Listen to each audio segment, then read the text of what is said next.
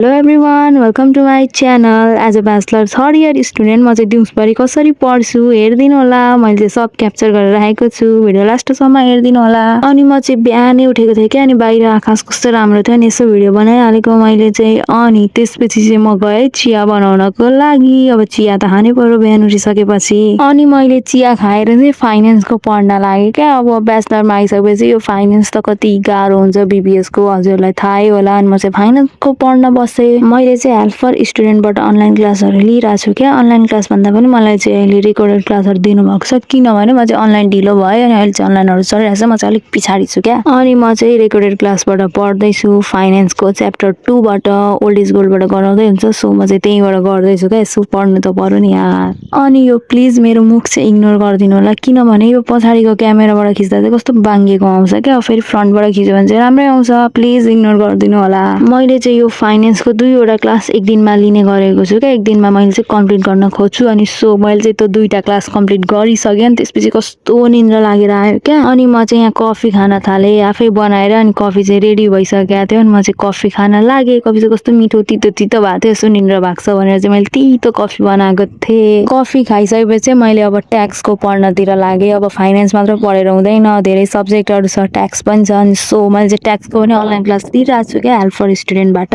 अनि म चाहिँ ट्याक्सको पढ्न थालेँ। ट्याक्सको पनि मैले 2 घन्टा पढेँ क्या। अब पढ्नु त पर्यो होइन। अब क्लास जसरी भए पनि अगाडि अनलाइनसम्म त पुग्नु छ नि त। म त रेकर्डेडै हेर्दैछु, अनि त्यही भएर म चाहिँ पढ्न थालेँ।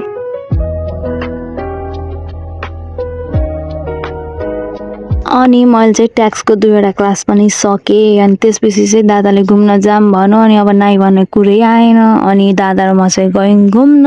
अनि अघि मैले भनेको थिएँ नि मेरो ब्याक क्यामेराबाट कस्तो नराम्रो मुख आउँछ भनेर। अब यहाँ हेर्नु फ्रन्ट क्यामेराबाट कस्तो राम्रो आइरहेछ। देख्नु मैले झुट त बोल्दिनँ। देख्नु पनि यस्तो राम्रो मुख आइरहेछ मेरो मात्र हो कि हजुरहरूको पनि हो, प्लिज कमेन्ट गरिदिनु होला। ब्याक क्यामेराबाट चाहिँ नराम्रो, फ्रन्ट क्यामेराबाट चाहिँ धेरै राम्रो आउँछ कि कस्तो अचम्म लाग्दो है। हामी घुम्न जाँदा चाहिँ कस्तो दामी वेदर थियो क्या। हेर्नु न यस्तो दामी सरसर हावा चलिरहेको थियो। पानी पर्ला जस्तो भएको थियो, तर पानी चाहिँ परेन है। अनि त्यसपछि दादाले मोमो खाम भन्यो। अनि हामी चाहिँ यहाँ ठेलाको मोमो र चाउमिन लिन आएको क्या। यस्तो मिठो हुन्छ, हजुरलाई मनपर्छ कि पर्दैन प्लिज कमेन्टमा भन्न नबिर्सिनु होला। ठेलाको मोमो इज बेस्ट जे भए पनि। हामीले चाहिँ ठेलाबाट मोमो र चाउमिन लिएर गयौँ है। यस्तो अँध्यारो भइरहेको थियो। अनि मैले चाहिँ त्यही पनि भिडियो बनाएँ क्या, यसो मुख राम्रो आउँछ कि भनेर। तर मुखै कालो आयो कि केही देखेन, लाइट नभएर होला। अनि यो ठेलाको अचार पनि कस्तो दामी हुन्छ क्या। अनि म चाहिँ पुरै अचारमा मोमो हालेर खाँदैछु। अनि त्यसपछि दाइले खान थालो चाउमिन पनि बब्बाल मिठो यार कसम। अनि हामीले चाहिँ रातिको खाना यही मोमो र चाउमिन खायौँ। Thank you for watching, bye, see you in next video. हजुरहरूलाई भिडियो कस्तो लाग्यो प्लिज कमेन्टमा भनिदिनु होला। अनि मेरो च्यानललाई सब्सक्राइब र भिडियोलाई लाइक पनि गरिदिनुहोस्।